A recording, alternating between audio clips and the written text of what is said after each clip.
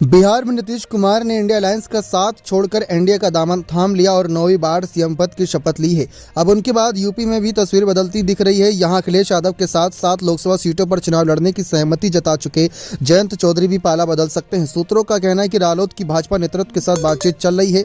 इसी के साथ इसको लेकर जल्द ही फैसला हो सकता है। दिलचस्प बात यह है कि सपा के साथ 7 सीटें पाने वाले जयंत चौधरी भाजपा से 5 सीटों के समझौते पर भी राजी हो सकते हैं।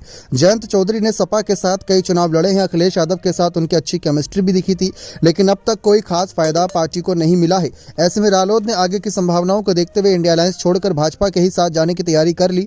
सपा के ही समर्थन से मई 2022 में राज्यसभा सांसद बने जयंत चौधरी का मानना है कि यदि वे भाजपा के साथ गए तो उनकी जीत का औसत अधिक हो सकता है। सपा के साथ 7 सीटों पर लड़ने के बाद भी कितनी जीत मिलेगी, इसे लेकर रालोद में संशय की स्थिति है। इसलिए रालोद के सपा की 7 सीटें छोड़कर भाजपा के साथ जाने की डील करने की पहली वजह यही है। दूसरी वजह यह है कि रालोद के आगे राज्य स्तर पर की मान्यता प्राप्ति का दर्जा छीनने का भी खतरा है। यदि उसका वोट शेयर कम रहेगा तो फिर यह संकट उसके दरवाजे पर होगा।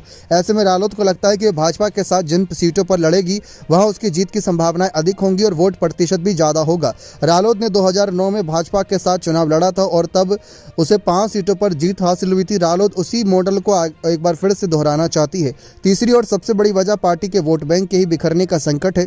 दरअसल रालोद को जाट मतदाताओं की पार्टी माना जाता है, लेकिन 2017, 2019 और 2022 में जाट वोट बढ़ गए हैं। इसकी वजह यह भी है कि भाजपा को भी जाट मतदाता बड़ी संख्या में वोट करते रहे। खास तौर पर तब उनका झुकाव भाजपा की ओर अधिक होता है जब रालोद के जीतने की संभावना ना हो। इसलिए रालोद जाटों के एकमुश्त वोट पाने और अन्य समुदायों के भी साथ जोड़ने के लिए भाजपा के पाले में जाना चाहती है।